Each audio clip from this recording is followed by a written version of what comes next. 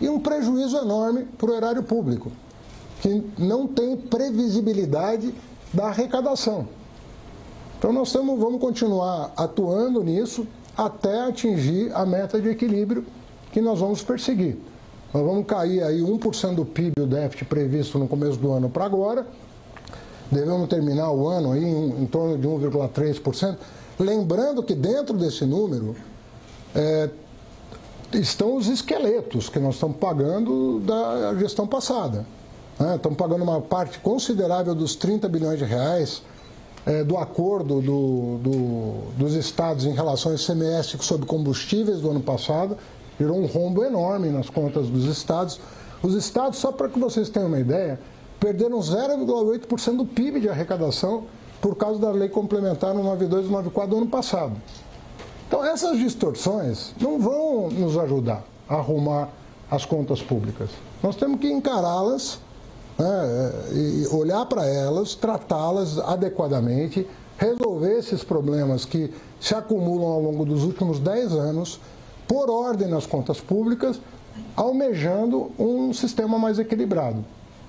Então, nós estamos lá consignando no orçamento aquilo que foi contratado o ano passado, Bolsa Família, Fundeb, piso da enfermagem. Essas contas precisam ser pagas, foram despesas criadas sem fonte de financiamento, e agora elas precisam ser pagas, e isso vai se fazer, tem que se fazer, inclusive, não só fazendo a despesa crescer menos do que o PIB, previsão no ano que vem, para um crescimento do PIB de 3%, a despesa planejada para o ano que vem vai ficar entre 0,6% e 1,7%.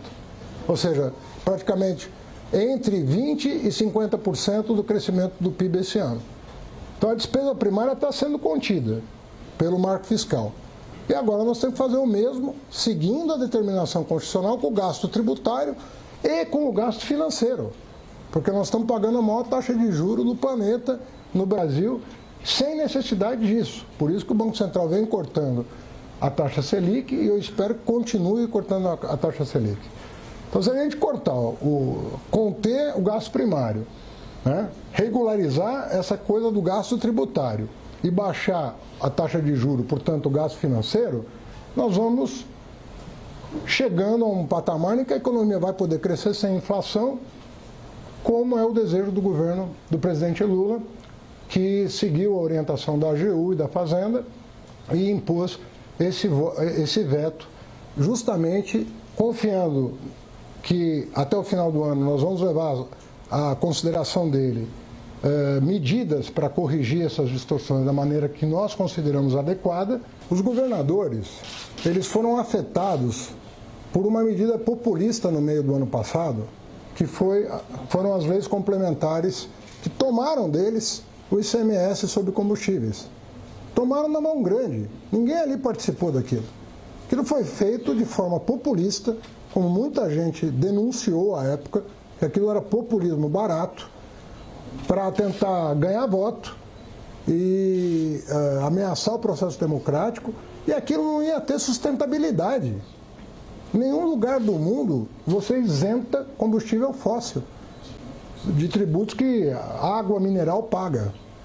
Isso foi feito durante o ano passado e o que prejudicou os governadores foi isso. Eu estou dando um dado oficial que eu recebi ontem da Secretaria Extraordinária de Reforma Tributária. Os governos estaduais perderam 0,8% do PIB em arrecadação. Agora, o cara pode inventar que é por causa da reforma tributária, mas não é por causa da reforma tributária. É por causa da perda de arrecadação que ele teve no ano passado, que foi muito grande. E aí você desarruma as contas estaduais, os estados vêm bater na porta da União querendo compensação.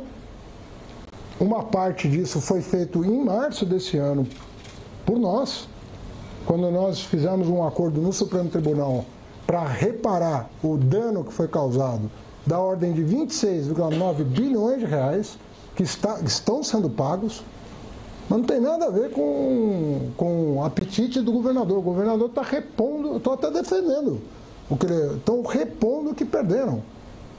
A maioria perdeu muita arrecadação em virtude de populismo. Se não fomos na onda do populismo do ano passado, abrir um buraco de 300 bilhões nas contas? Nós não vamos. Olha aí a crise dos precatórios. Imagina você tem que recorrer à justiça para pagar um calote. Nós estamos nessa situação hoje, dependendo do Supremo decidir, autorizar a União pagar um calote do governo anterior. É isso que está acontecendo.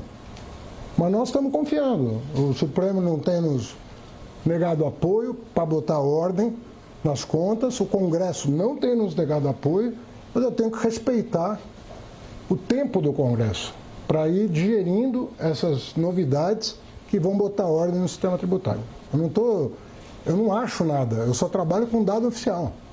Dado oficial é o seguinte: os estados perderam 0,8%, isso dá 80 bilhões de reais de prejuízo para os estados, as leis complementares do governo anterior. Isso é fato. 80 bilhões de reais de prejuízo em virtude do fato de que se fez populismo nas vésperas da eleição.